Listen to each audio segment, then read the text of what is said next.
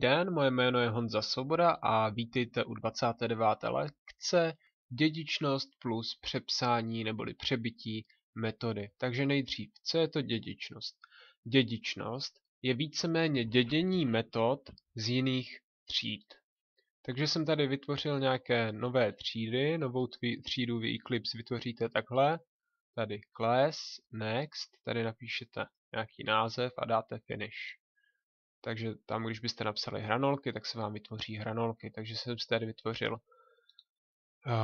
vedlejší třídu hranolky, kuře a jídlo, takže tady 3 vedlejší třídy týkající se jídla. Takže tady tato hlavní, to se říká, nebo ještě, no dejme tomu zatím hlavní třída a jdeme zpátky na mapu. Takže v každé z těch vedlejších tříd my si teďka vytvoříme tady tuto jednu stále stejnou metodu. Tu už známe z předchozích tutoriálů.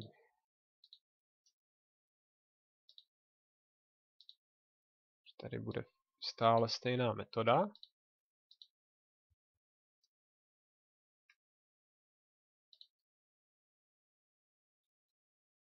Omlouvám se za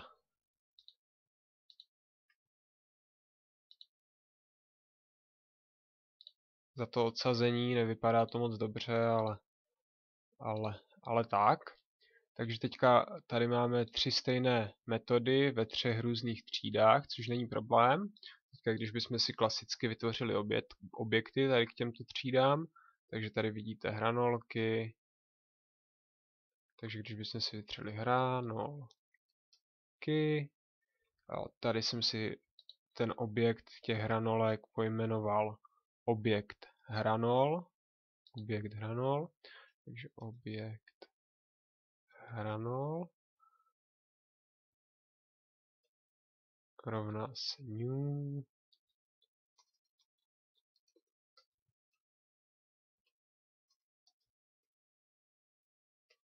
Máme vytvořený ten objekt. Teďka bychom si ho mohli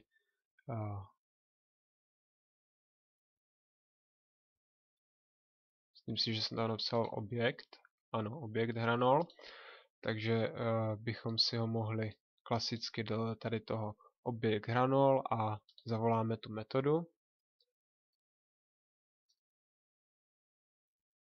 Takže jíst. Teďka Eclipse blbne, takže chviličku si musíme počkat. Ano. Teďka když dáme vytisknout, tak nám to tedy vypíše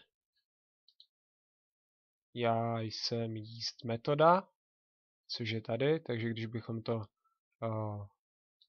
já jsem jíst metoda hranolky a když bychom to chtěli změnit naraz, tak to nepůjde. Museli bychom všechny ty třídy měnit zvlášť. A to je problém, když bychom měli třeba těch tříd 100, takže teďka tam máte já jsem jíst metoda hranolky, což je problém. Chceme jenom já jsem jíst metoda.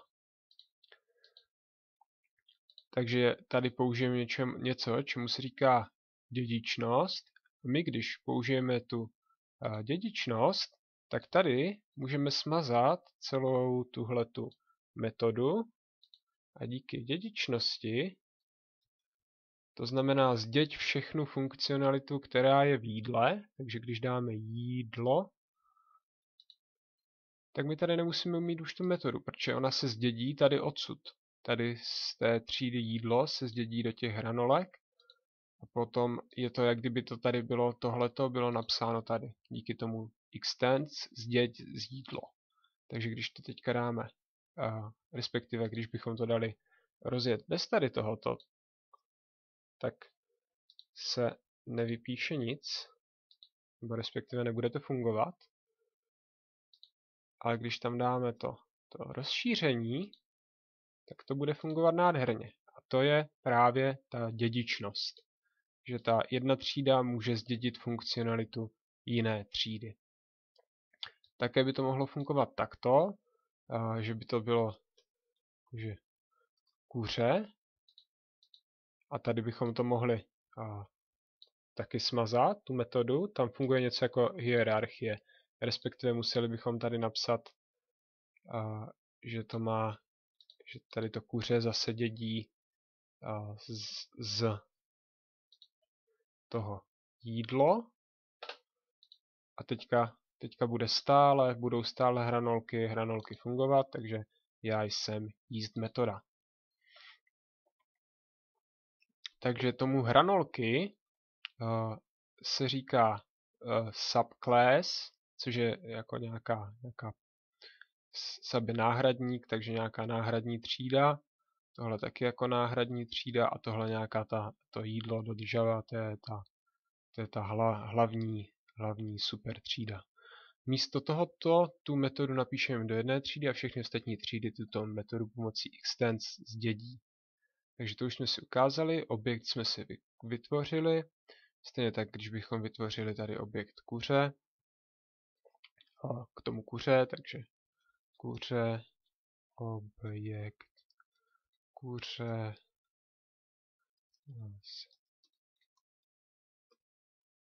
jenom víceméně tak pro cvik, abyste viděli, že to funguje. Já jsem jíst metoda. No jo, ale teďka si povíme ještě něco o přepsání nebo přebytí té metody. My, když bychom, jak přebít tedy tu metodu? Podívám se na čas, takže override, přebít, přepsat, mít přednost. Takže když máme to public class hranolky, extend jídlo, tady tohleto, můžeme dát zase extens jídlo, ono je to celkem jedno, ale dáme, ať je to jednodušší, tak ono to bude stále vypisovat to stejné, tak my můžeme říct, že tady tuto metodu chceme přepsat. A to uděláme tak, že napíšeme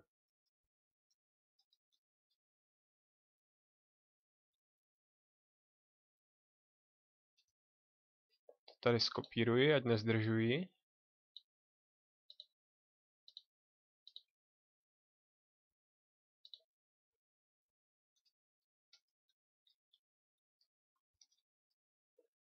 Teďka už se nevypíše já jsem jíst metoda, ale já jsem přebytá jíst metoda. Což je právě tahleta přebije tady tuto.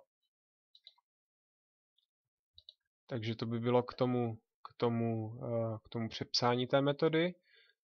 Takže to hranolky do Java zdědí vše ostatní, ale stará metoda jíst se přebije novou metodou jíst. Takže pokud by tady byly nějaký proměny a ty by byly třeba public, tak to by stále bylo jako zděděný, ale tady tohleto, ta metoda, kterou jsme si napsali, by se přepsala. Takže co to znamená hranolky extends kuře, to už jsem říkal, že funguje nějaká hierarchie, to už jsme tady měli. A teďka jenom public metody mohou být děděny tvrdý i. Private metody nemohou naše třídy dědit. Takže pokud bychom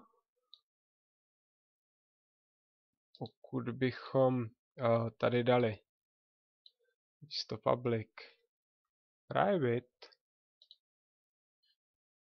tak bychom měli problém. Napsalo by nám to tady. Tady problém, to byl telefon, takže budík, že už bych měl jít spát, takže omlouvám se. Takže co tu tady máme? Jo. Takže tady musí být public, jinak nám ta dědičnost nebude fungovat. A vypadá to, že to je všechno k této lekci, ale ještě se vzdálím na té mapě. Ať se podívám, zdali je to skutečně všechno. A vypadá to, že to všechno je, takže toto je skvělá funkcionalita, skvělá ta dědičnost, prostě se mi velmi líbí a je to velká devíza Javy, takže děkuji za zhlédnutí a těším se u dalších videí. Ahojte.